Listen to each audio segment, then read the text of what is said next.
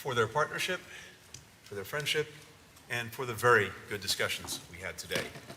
And as always, it's great to be with my friend, my colleague, Secretary Austin. In 2021, the two of us made our first foreign trip together, and we visited Seoul, as well as Japan. This was our first overseas trip, and the first 2+2 of this administration.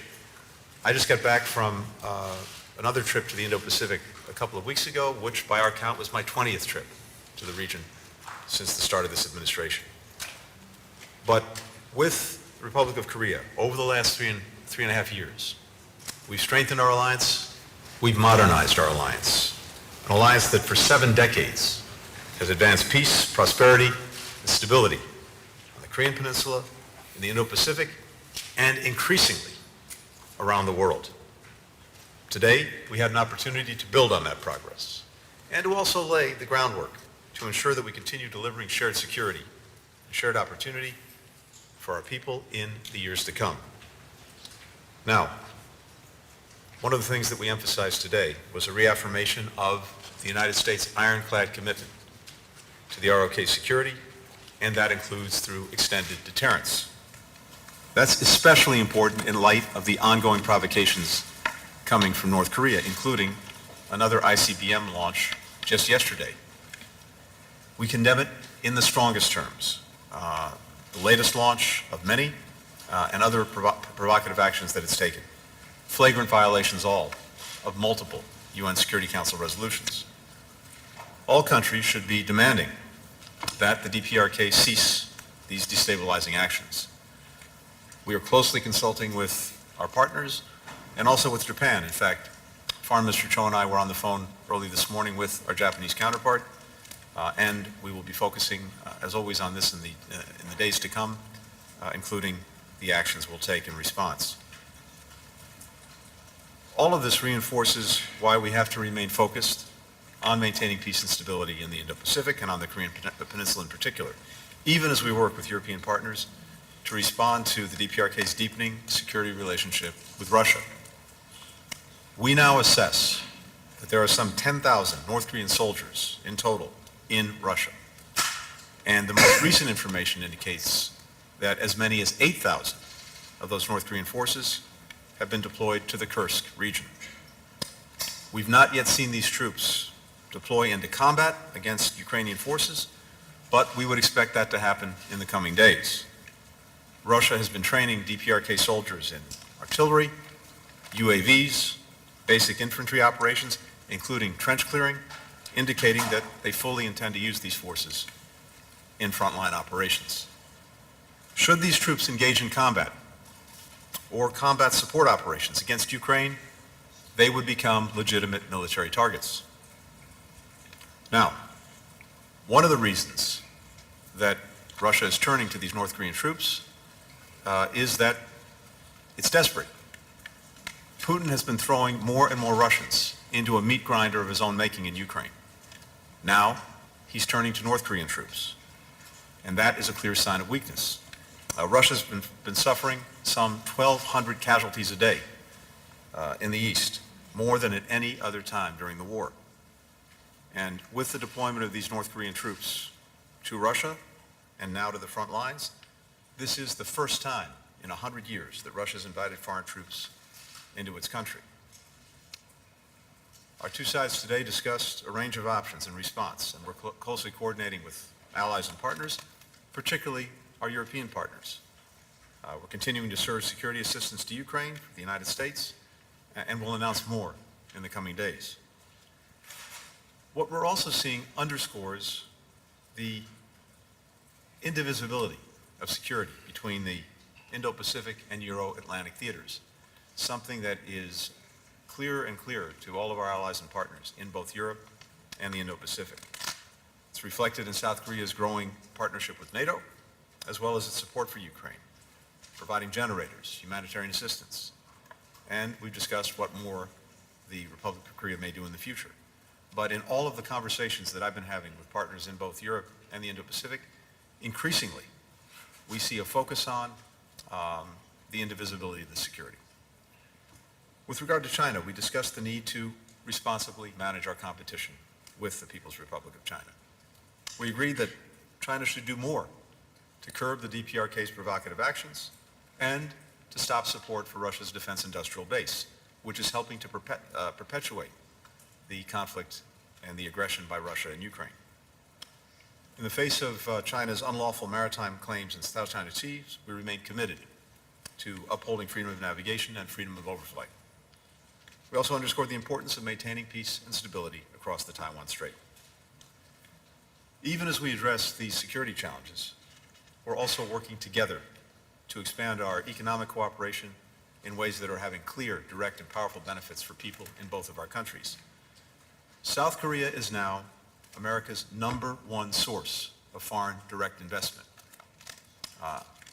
And this is really worth reflecting on because foreign direct investment may be the best measure of trust and confidence because you don't make these investments unless you believe in the future of the country that you're making the investments in. So it's a powerful gauge of the confidence that South Korea has in the United States. And more broadly, we are the #1 recipient of foreign direct investment in the world. Again, a very powerful indicator the way the world sees the United States. Thanks to the CHIPS and Science Act, thanks to the IRA, since 2021, Korea's companies have pledged to invest $140 billion in the United States, and that will help create some 100,000 jobs. And those jobs will be in the industries of the future. We're now Korea's second largest investor. Together, we're advancing a shared economic vision for the Indo-Pacific and actually for the world. These goals are bolstered by growing trilateral cooperation with Japan, building on the historic Camp David summit that President Biden convened and hosted. And we look forward to another trilateral summit at the earliest opportunity. I mentioned at the start that Korea is increasingly a powerful and consequential leader around the world, a global pivotal state. It hosted the Summit for Democracy in March. We look forward to Korea hosting APEC next year. And together, we are working to uphold the rules-based international order, the UN, right now in the Security Council, where Korea is a member. Our alliance is continuing to do what it does best, which is deliver real results for our people, real benefits for Americans and for Koreans, and we're grateful for the strong bipartisan support that we enjoy in Congress for the alliance. President Yoon has said that the United States and Korea are marching together toward the future. Today, it's another reflection of the work that we're doing together, the fact that we are joined together in building a better, more secure, more prosperous future for all of our people. Thank you. Lloyd. Mr. Cho. Oh, Minister Cho, you're right. Thank you. Thank you, Tony. Thank you. 먼저 오늘 제6차 한미 외교국방장관 회의를 First of 주최하고 all, I would like to extend my sincere 값싸게 gratitude to 관대해주신 Secretaries 블링컨 Blinken and 국무장관과 Austin 오스틴 for co-hosting 국방장관님께 감사의 the 말씀을 6th 드립니다. ROK U.S. Foreign 지정학적 Defense Ministers 대전환기를 meeting 맞아 today and warmly 지역 및 welcoming the 글로벌 Korean 안보 delegation. 위협이 갈수록 In this 심화되고 time of 있는 geopolitical 엄중한 안보 transformation 상황 where 속에서 regional and global 양국의 security 외교 threats are 국방장관이 ever 함께 모여 increasing, 공동의 대응 Considering 방안을 the 논의한 security 것은 landscape, 매우 our two 의미 있고 nations' foreign and defense 시의적절한 ministers have 것이었다고 come together 생각합니다. and discussed joint 우리는 오늘 responses, 회의에서 which was an 한반도 extremely 문제와 meaningful and 동맹 timely 강화 endeavor. 방안 그리고 In 지역 today's 및 meeting, 글로벌 we 이슈에 addressed 관해 the Korean Peninsula 포괄적이고 matters, 심도 ways 있는 to 협의를 갖고 strengthen the alliance, 이를 토대로 as well as 공동 regional 성명에 and global 합의하였습니다. issues by having 특히 comprehensive and 최근 in-depth 북한의 러시아 discussions, 파병을 포함한 based on which we 러북 agreed on a 군사 joint 협력이 statement. 다수의 The 유엔 안보리 DPRK's 결의에 대한 troops dispatch 명백한 included 위반임을 its military 재확인하고 cooperation with Russia 가장 as a 강력한 clear 언어로 violation of 이를 the UN Security 규탄하였으며 Council resolutions. 북한군 파병을 Reaffirming this, 포함한 we condemned it in 일체의 the 불법 strongest 군사 language 협력을 possible and 즉각 called for an 중단할 immediate 것을 stop 강력히 to such 촉구하였습니다. dispatch and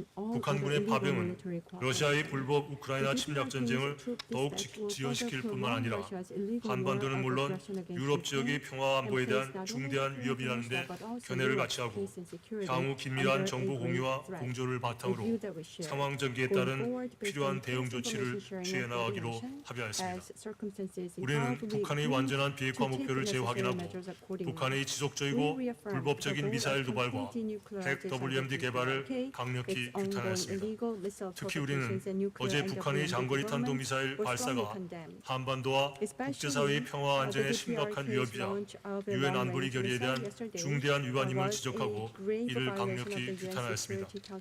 우리는 북한의 상습적인 안보리 결의 위반 행위에 대해 대북 제재 조치가 보다 강력하고 실효적으로 이행될 수 있도록 국제사회의 협력을 지속해 나가기로 하였습니다. 이와 관련 한미 양국은 새로운 안보리 대북 제재 이행 감시 메커니즘인 다국적 제재 모니터링팀 MSMT의 출범을 환영하고 국제사회의 대북 제재 이행을 계속 견인하기 위해 긴밀히 공조해 나가기로 하였습니다.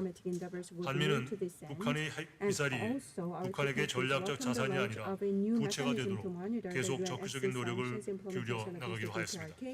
우리는 윤석열 대통령이 8.15 통일 독트린에 대해서도 협의를 가졌으며 미국은 자유, 평화, 번영의 통일 한반도 실현을 위한 윤 대통령의 비전에 대한 지지를 재확인하였습니다.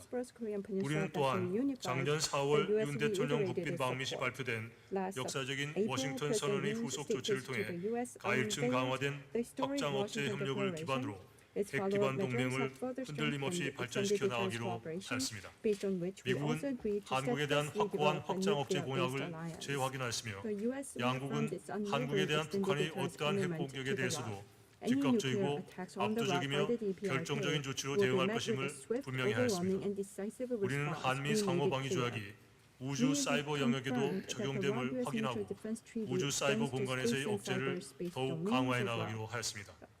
또한 국방과학기술 및 방산 협력을 강화해 동맹의 기반을 더욱 튼튼히 다져나가기로 하였습니다. 우리는 인태 지역의 규범 기반 국제 질서 수호를 위해서도 계속 긴밀히 공조해 나가기로 하였습니다. 영내 어떠한 일방적 현상 변경 시도에도 반대하며 항행과 상공 비행의 자유 등 유엔 해양법 협약과 국제법이 보장하는 기본적 권리 의무와 준수되는 해양 질서 확립이 매우 중요하다는 점을 재확인하였습니다. 우크라이나에 대한 국제 연대와 지원 의지도 재확인하였습니다.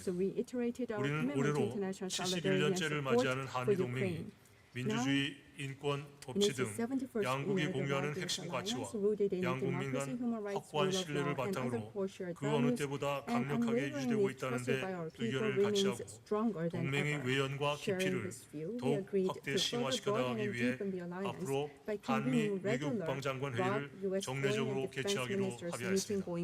한미 외교국방장관 회의의 정례화는 가장 성공한 동맹인 한미동맹의 협력을 더욱 제도화하고 내실화하는 데 기여할 것입니다. 두 분 장관님께 다시 한번 깊은 감사의 말씀을 Thank 드립니다. you, Secretaries Blinken and Austin, once again. Minister Kim, Foreign Minister Cho, it's great to have you with us here in Washington. Today's meeting has once again demonstrated the importance of our ironclad alliance. Yesterday, Minister Kim and I discussed ways to strengthen and modernize our alliance's combined defense posture. And in today's 2+2, we talked about evolving our alliance into a comprehensive global partnership. So let me touch on three key points. First, we agreed today to further enhance our interoperability and strengthen our extended deterrence. Our countries are deepening our nuclear and strategic planning efforts through the Nuclear Consultative Group. And we're increasing the regular deployments of U.S. strategic assets on the Korean Peninsula. We also affirm that attacks in space or cyberspace that clearly challenge the security of the alliance could lead us to invoke Article 3 of the Mutual Defense Treaty. So to improve our awareness of threats in the space and cyber domains, we're enhancing our interoperability and information sharing. Second, we're expanding the cooperation between our defense industrial bases.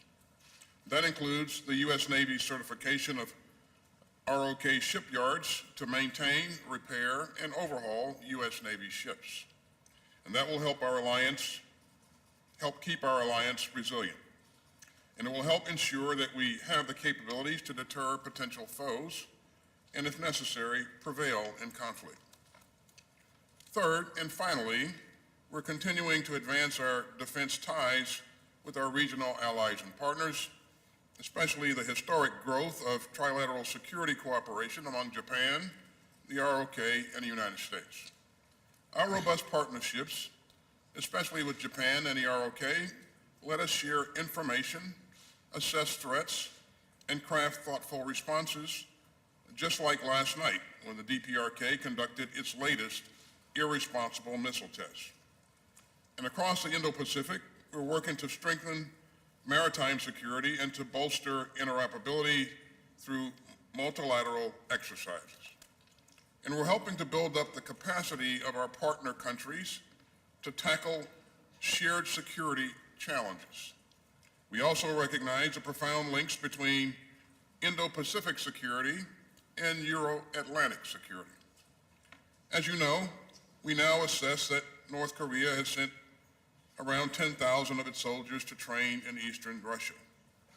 And as Secretary of State pointed out earlier, our most recent information indicates that about 8,000 of those DPRK soldiers are now in the Kursk Oblast. Now, we've not yet seen these soldiers deploy into combat against Ukraine's forces, but we expect that these North Korean soldiers will join the fight against Ukraine in the coming days.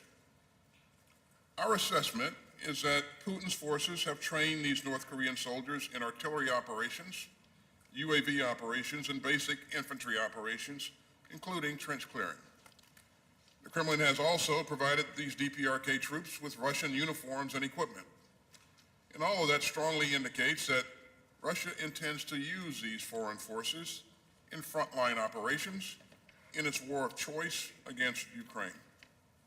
Make no mistake, if these North Korean troops engage in combat or combat support operations against Ukraine, they would make themselves legitimate military targets. So we are consulting closely with our allies and partners and other countries in the region on these reckless developments and on our response. As I discussed last week in Kyiv, Ukraine's military continues to perform admirably on the battlefield, and Putin's forces have suffered serious losses. In recent months, Ukrainian forces have caused more than 1,200 Russian casualties per day, more than at any other time during Putin's war. And by tin-cupping to North Korea for manpower, Putin is showing the world another clear sign of weakness. The Kremlin's North Korean gambit just underscores how badly Putin's war has gone and how much trouble he's in. This is the first time in more than a century that Russia has welcomed foreign troops onto its own soil. Secretary Blinken noted, a permanent member of the UN Security Council is violating Security Council resolutions that it agreed to. So at the direction of the President, the United States will continue to surge security assistance to Ukraine, and so will our allies and partners in the Ukraine Defense Contact Group. That includes artillery and air defense, armored vehicles, munitions, and other crucial capabilities. The United States will announce additional security assistance for Ukraine in the coming days. And in our meetings yesterday and today, we discussed with our ROK allies how we're going to work together with our allies and partners to respond to this dangerous and destabilizing escalation. We're also closely tracking other bullying by the DPRK, Russia, and the People's Republic of China. And that's why the United States and the ROK are working so closely with our partners to stand up to coercive, destabilizing actions in both the Indo-Pacific and the Euro-Atlantic. Our work together is central to ensuring peace and stability and to enhancing deterrence.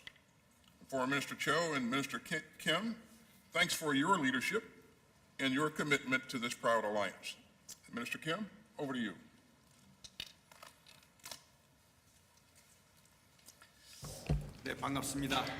Good afternoon. I am the Minister of National Defense of the Republic of Korea.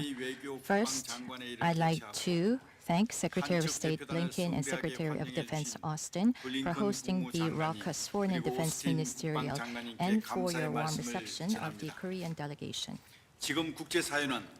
International community today is faced with complex challenges which threaten peace and security, and we are in the most stern security environment since the Cold War. 이러한 It is 가운데 at this 오늘 time 한미 외교 that the 국방 raucous foreign and 장관들이 defense 한 자리에 ministers 모여 have gathered together to 한미 동맹 discuss 발전과 raucous alliance 영내 development and 평화와 안정을 various 위한 issues 다양한 on regional 현안을 논의할 peace 수 and 있게 된 것은 security, 매우 which is 시적절하고 very timely 의미 and 있다고 significant. 생각합니다.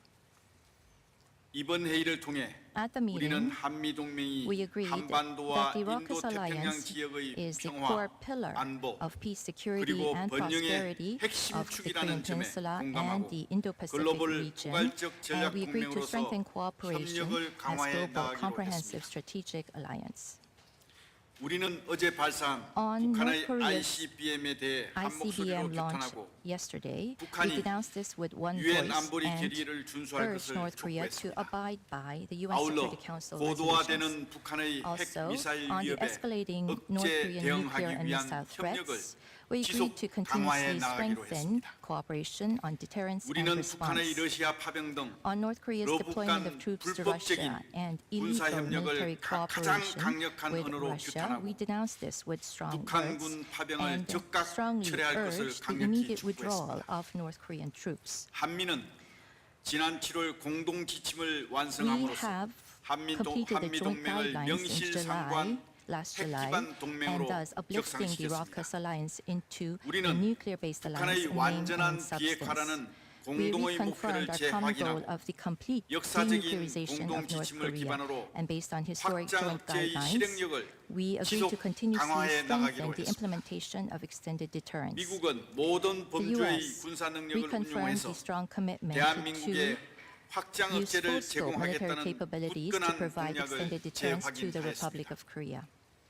우리는 한미 상호 방위 We 조약의 범위가 confirmed that the 우주와 scope of the Mutual 사이버 Defense 영역에도 Treaty 적용됨을 확인하고 applies to space 우주와 and 사이버 cyber 영역에서 domains, and 협력을 agreed to 강화해 strengthen 나가기로 cooperation in space and cyber 우리는 domains. 글로벌 공급망 위기와 첨단 To 기술 respond to new 경쟁 등 challenges, 새로운 including 도전에 global 대응하기 supply 위해 chain crises and 과학기술 advanced technology 동맹으로 진화해 competition, 나가야 we 한다는 점에 concurred that we 공감하고 need to evolve into a 방산 science and 및 technology 국방 alliance 과학기술 협력을 and 강화해 나가기로 agreed to 했습니다. strengthen cooperation in defense industry 우리는 and defense science and 영내 규칙 technology. 기반 국제 질서 수호의 We 중요성에 concurred on the 공감하고 importance of upholding 가치를 rules-based 공유하는 international order in the region 나라들과 and 협력을 강화해 on 나가기로 했습니다. enhancing cooperation with other 특히 value-sharing countries. 한미일 In 안보 particular, 협력 we 강화는 agreed 물론 to strengthen ROK 양국의 US-Japan 인도 security 태평양 전략에 cooperation, 기반하여 and based on our 아세안 및 Indo-Pacific 태평양 strategies, 도수국가의 we 협력을 agreed to expand 확대하고 cooperation with the ASEAN 오크스 and 필러 2 Pacific 등 Island 새로운 nations. 분야의 협력에 있어 And in 시너지를 new areas 창출해 of 나가기로 cooperation, 했습니다. such as AUKUS Pillar 2,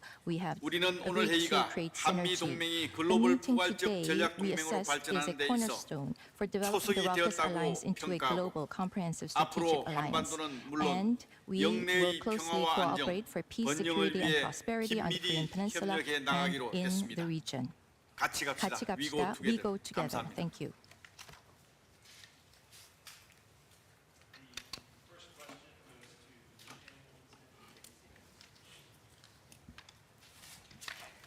Thank you very much. Now, my first question is for the four of you. You discussed the need for Beijing to do more to rein in North Korea's aggression, but so far, China has been largely silent on North Korea's deployment of troops to help Russia's war effort. What do you make of this silence? What do you want to see? What specific steps would you like to see happen next? And is now the time for South Korea to supply offensive arms to Ukraine? And then over to the Middle East, if I may, Secretary Austin, Secretary Blinken, do you see a Lebanon ceasefire deal coming together? Is that on the horizon? And then in Gaza, the U.S. has been pushing Israel for answers on that devastating strike in Bet Lahia for days now, to no avail. Also, the letter you sent to the Israeli government called for the creation of a new channel on civilian harm incidents by the end of this month. So far, it doesn't appear that has happened. Has anything changed on either of those fronts? And if not, how do you justify continuing to arm a foreign power that won't cooperate? Any more? I'm happy to start. As we said, I think each of us, and as we say collectively, we believe that the entire world should be insisting and demanding that the DPRK cease its provocative actions, both in terms of the repeated missile launches in violation of UN Security Council resolutions, and now also providing its troops for Russia's use in this war of aggression against Ukraine. And when it comes to China, as a member of the United Nations Security Council, we would and should expect no less.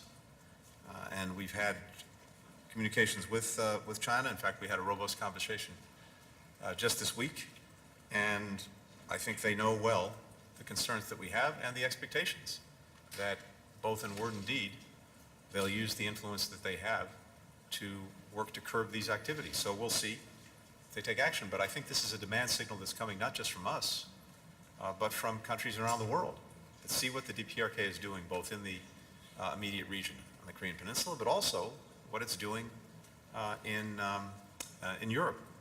Now, it's also very important to note that this is a two-way street between DPRK and Russia. We're seeing what DPRK is providing to Russia in terms of troops. We're very focused on and concerned about what Russia might be doing in order to enhance the DPRK's capacities, its military capacity. That too should be of real concern to China because it's profoundly destabilizing in the region. On Lebanon, let me just say that we are working very hard and making progress on reaching understandings of what would be required for the effective implementation of UN Security Council Resolution 1701.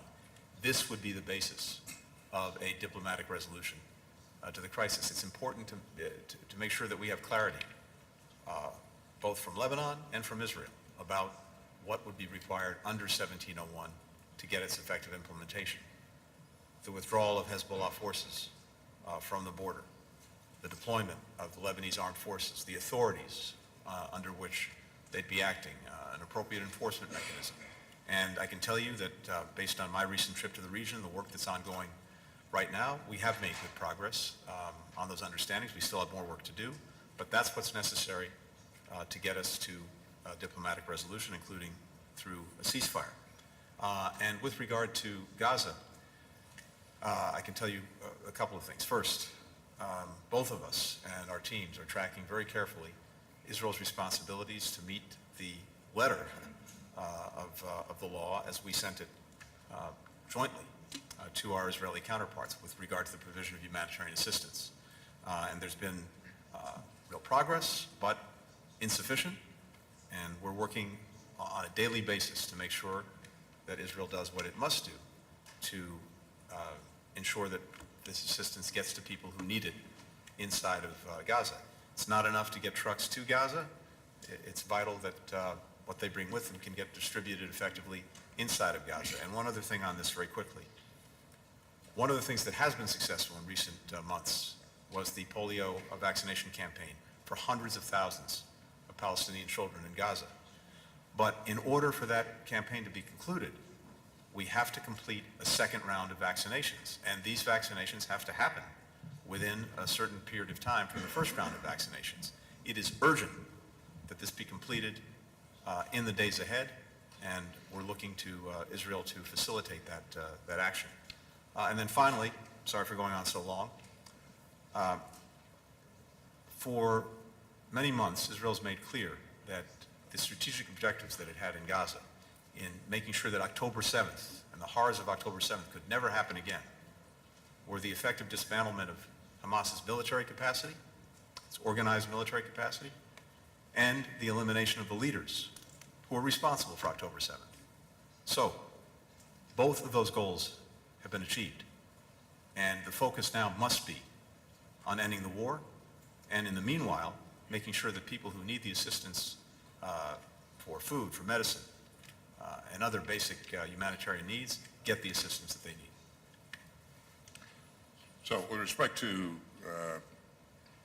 the PRC in this latest development with DPRK troops in Russia, you know, we're speaking to countries throughout the region about this alarming development, and that includes, as Tony pointed out, it includes the PRC.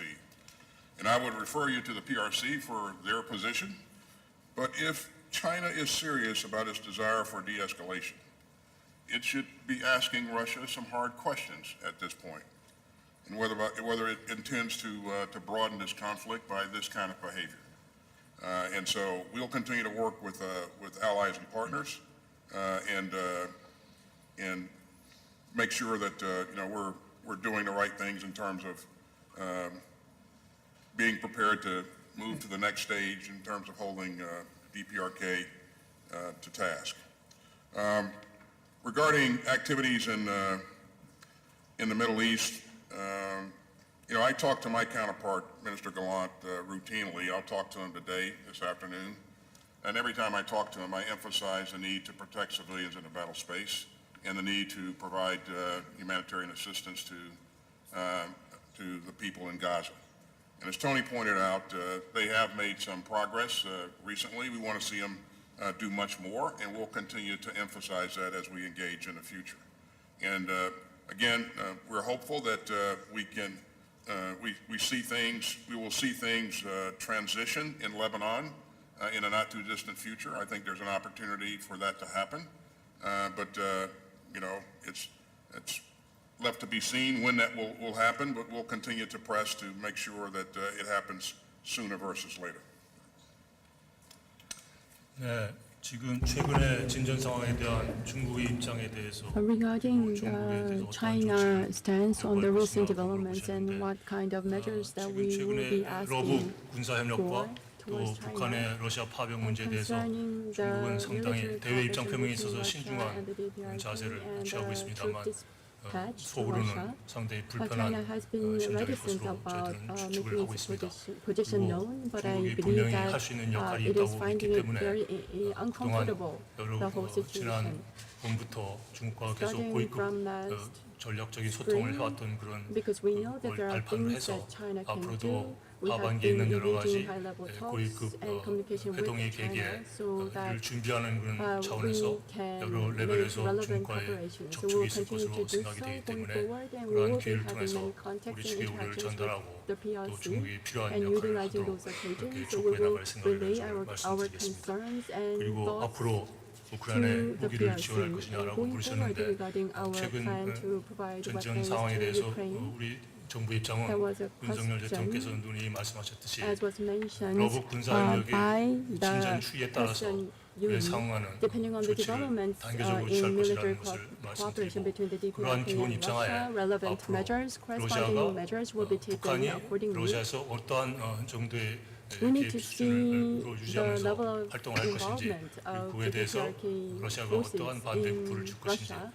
그러한 And we 내용들을 also need to 살펴가면서 watch 그에 what kind 따른 of quid 상응하는 pro quo 조치를 취할 것이라는 the 것을 DPRK 말씀드리고 will be receiving 어떤 from 상황을 Russia. So we'll have to 예단해서 watch that 구체적인 before making a 조치를 decision as to 취할 것이다라고 하는 것을 the 미리 weapon 밝히는 것은 support that we will be 바람직하지 providing 않다고 to 생각을 합니다. Ukraine. So we're not in a position to share the specifics.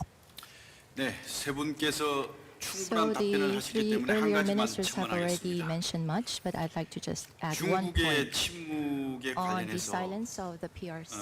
중국은 아직까지 침묵을 하고 China 있습니다. still continues to be 지금 이제 silent. 관망을 하고 있다고 보는 게 정확하겠죠. I think the more clear 그래서 assessment is that it 사태가 is 발전되고 watching 악화되면 and waiting, 언젠가는 and if the 중국이 situation worsens, 중재자로서의 point, 역할이든 모종의 역할을 할 China, 것이다.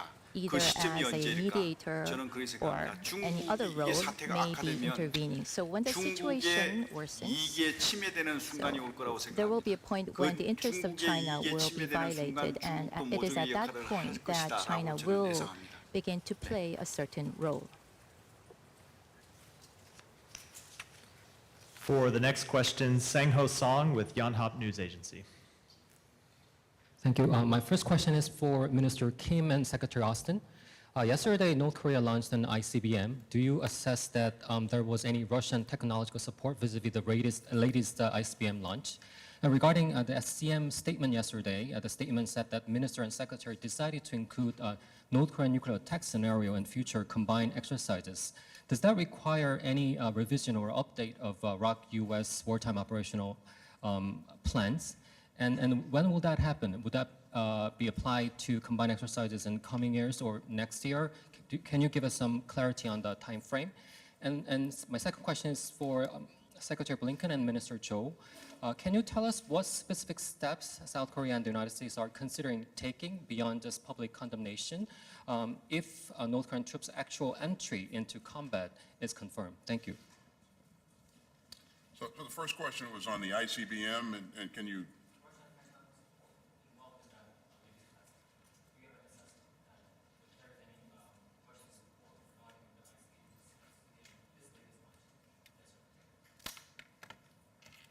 I get what you're saying. Do you have any assessment indicating that there was any Russian technological support regarding the ICBM launch understand. this week? Thank you. At this point, it's very early in our assessment phase, and we don't see any indication at this point that there was Russian involvement. But again, we'll continue to work with our partners and our allies in the region to analyze this. But again, let me emphasize how irresponsible this behavior is, and we call upon the DPRK to cease and desist. It's potentially destabilizing, and again, it violates the UN UN sanctions. So,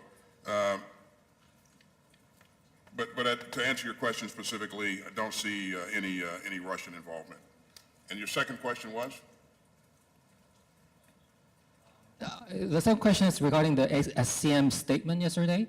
The statement said that the minister and Secretary Austin decided to include North Korean nuclear attack scenario in a future combined exercises between South Korea and the U.S. militaries. So I'm wondering if that requires a revision of wartime operational plans between South Korea and the United States, and when will that happen? If that's happening maybe next year or in coming years, do you have any time frame for that? Thank you. Well, certainly, I won't provide specifics about the contents of our planning, but I would just say that we are constantly planning and upgrading our plans and working to make sure that that we are ready to fight tonight if it comes to that. But again, the fact that we continue to increase our interoperability, I think that reassures our allies and partners in the region, and it also serves as a deterrent against anyone who would want to do the unthinkable and try to take on this great alliance. 아까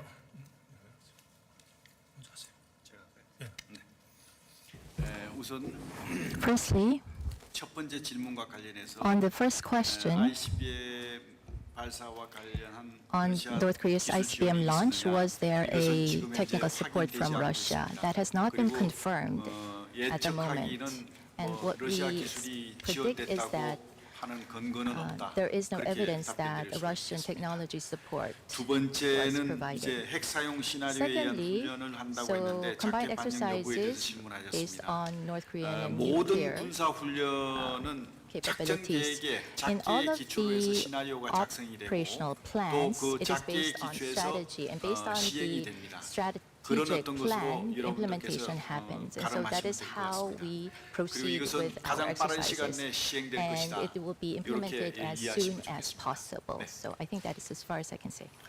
아까 그 공개적인 한미 양국의 공개적인 규탄 발언 이외에 실제적으로 Other 어떤 than 조치를 취하고 the 있느냐고 public 물으셨는데 condemnation between our two nations, what specific 지금 단계에서는 actions are we considering? That was the 국제사회에 question. 대한 At this 메시지 발신 point, 그리고 strategic 국제사회의 특정 communication 그룹별로 towards the international 아웃리치하는 그런 community, 방안 especially 그리고 독자적인 tailoring our 제재를 어떻게 messages 서로 to 조율해가면서 different 할 groups 것이냐 of 하는 members 그런 of the 문제들을 international 지금 community and 협의를 하고 the 있고요. coordination 그건 of 어떤 independent 발생 가능한 sanctions 시나리오를 are 다 on our 상정해서 minds, and 이러이러한 we will 일들이 생기면 consider the 이러이러한 full breadth 대응 of 조치를 취할 possible 것이다라는 걸 scenarios 조율을 for 말씀드리는 making 것이고 considerations as to the 구체적인 그 options 어떤 액션이 to 취해지는 take. 것은 Regarding the 어떤 specific 러브 measures and 군사협력의 actions to be 구체적인 taken, 액션이 we'll have 우리에게 to 어떤 see the 확인이 됐을 specifics 경우에 of 그에 따라서 military cooperation 하나하나 대응 between the 조치를 취할 DPRK and 것이라는 Russia. 말씀드리고 Once 싶습니다. that's confirmed, we will take actions accordingly. Yeah, and I can only reinforce what the Foreign Minister said. We'll, of course, consult closely with allies and partners. We see North Korean troops enter into combat. As both Lloyd and I have said, that makes them legitimate military targets, but we'll be consulting with allies and partners on any additional steps and any additional measures we may choose to take. For our part, for the United States, As I mentioned earlier, you'll be seeing additional security assistance heading in the direction of Ukraine very soon, to be announced in the coming days. And throughout these months, we will be with more than 50 countries, continuing to strengthen and build support for Ukraine's defense with everything that it needs to effectively defend itself, as well as continuing to put pressure on Russia and to deal in many other ways with the ongoing aggression. For the next question, Noah Robertson with Defense. Thank you all for doing this. To Secretary Blinken specifically, I wanted to know if you can share whether Israel actually shares your assessment of the war in Gaza right now. Your microphone is not on. Committed to ending it in the way that you described. To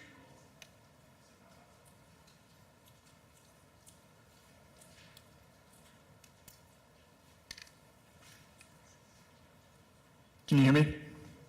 Did you hear the question, or should I repeat I it? did. No, I got it. Thanks. Perfect, thank you. And to both Secretary Austin and Secretary Blinken, I wanted to know if you could describe the progress that you've seen in humanitarian aid and whether you believe with Gaza that Israel is on track to reach a sufficient level for your satisfaction, and if you could expand specifically on what channel that the U.S. has used to communicate with China about the DPRK's actions in Russia. To Secretary Austin specifically, I wanted to know, now that we have seen these 8,000 DPRK troops deployed toward Kursk, whether you think it's possible for Ukraine to hold on to its territory there, or whether it will have to try to consolidate its defenses given the losses in the east.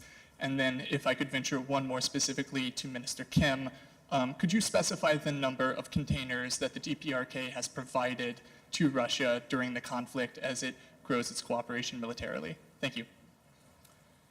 Thank you. Well, of course, I'll let Israel speak for itself, but I think it actually largely has.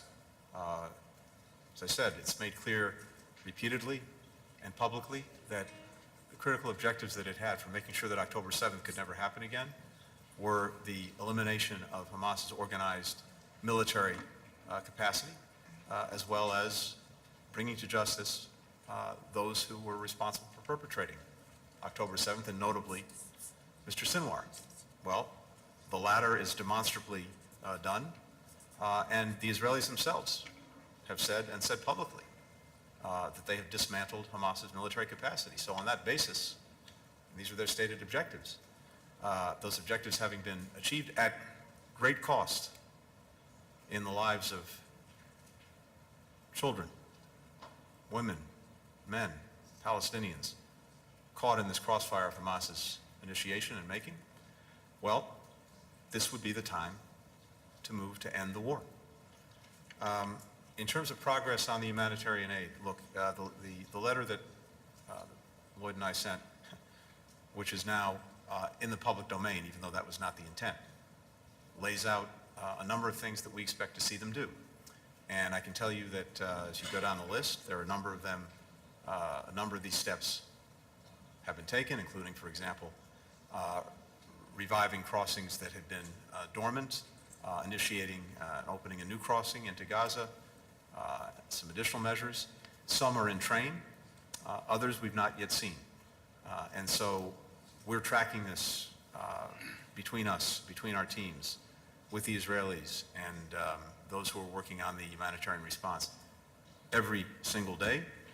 I know, as the Secretary said, he'll be speaking to Defense Minister Gallant, I believe, later today, and I'm sure that will come up. So we're very focused on making sure that the steps that we outlined in the letter are actually taken and implemented and sustained. Because what we've seen in the past is this.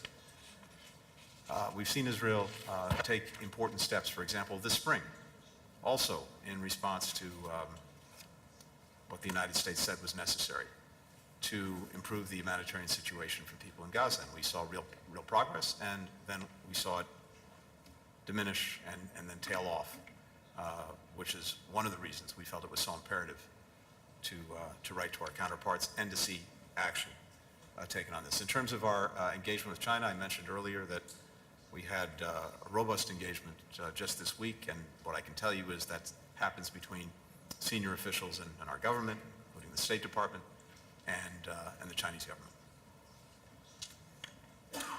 Regarding progress with respect to the delivery of humanitarian assistance.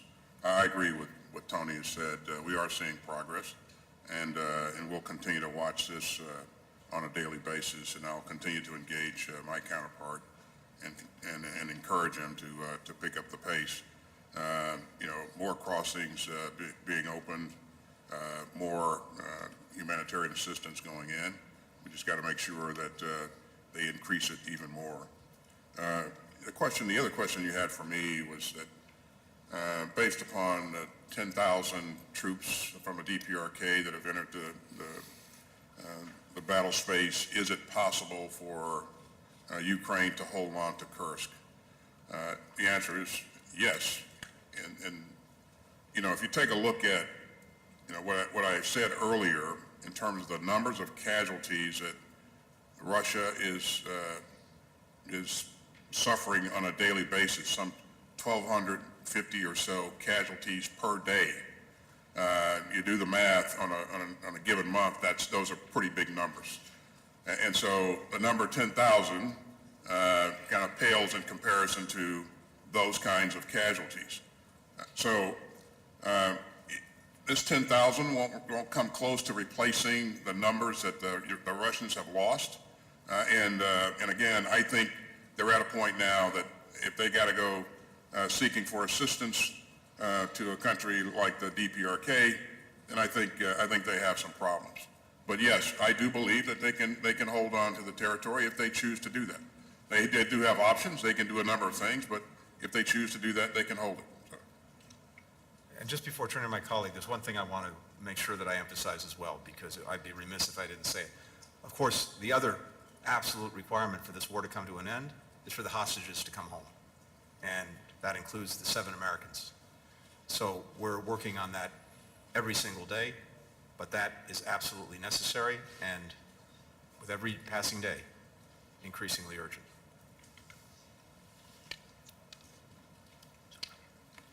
네. 그 북한이 러시아에 On 지원한 North Korea's munition support to Russia, it will be in the hundreds of thousands. So it's not 1 million or 2 million, but it's close to tens of millions of munitions. And missiles will be about 1,000. 지원된 것으로 파악하고 Over 있습니다. 1,000 missiles have been provided. And for the final question, Min Suk Lee with Chosun Ilbo. Thank you. My first question is to Secretary Austin. Has there been any new U.S. intelligence or assessment of what Russia might offer North Korea in exchange for deploying over 10,000 troops, whether in the form of military aid, advanced weapons technology, or economic support? And to Secretary Blinken, as DPRK's nuclear and missile programs have become increasingly advanced, U.S. officials have been mentioning the interim steps to engage with North Korea, which raised some speculations about whether the U.S. is poised to employ a policy shift. There was no phrase denuclearization in the joint statement released yesterday after the SCM. So is the U.S. moving the focus of its diplomacy from the pursuit of complete denuclearization of the North Korea to one of deterrence? Thanks. 다음은 조태열 장관님, 김용현 장관 두 분께 공통적으로 Next, my question is for Ministers Kim Yong-hyun and Cho Tae-yeol. 북한이 러시아의 Minister 전술 Kim, 핵무기 및 yesterday ICBM 보도와 you talked about 원자력 enhancement 잠수함 of 등 첨단 ICBM, 군사 기술을 요구할 and 가능성이 높다고 there's a 하셨습니다. possibility that North 이런 Korea 정황이나 asking for 움직임이 advanced 실제로 technology from 포착되는 게 Russia. And so, do you 있는지요? have any signs that 그리고 this 이런 is actually happening? 우려가 가시화될 And 경우 if 우리 this 정부는 어떤 concern 대응을 is 하고 있는지, visualized, comes to 그리고 이를 막기 fruition, 위한 방안은 what will 어떤 the 것들이 Korean 논의되고 government 있는지 do 말씀 as a 부탁드립니다. response? And what are the preventive measures that we can take? In terms of what the DPRK may be getting in return for its provision of 10,000 troops, that's unknown at this point, but as you look at things, you would guess that technology would be at the top of the list, and that's, again, one of those things that could be and will be destabilizing depending on what kind of technology we're talking about. Financial assistance, and you can go down the list. Right? And certainly, DPRK stands a chance of gaining in this exchange here. This is something that we're going to have to continue to watch very, very closely. It will potentially embolden them to do more of the kinds of things that we've seen them do here recently, especially the kinds of things that we saw yesterday with the launch of an ICBM. And our policy remains what it has been and will remain, which is the complete denuclearization of the Korean Peninsula. 네.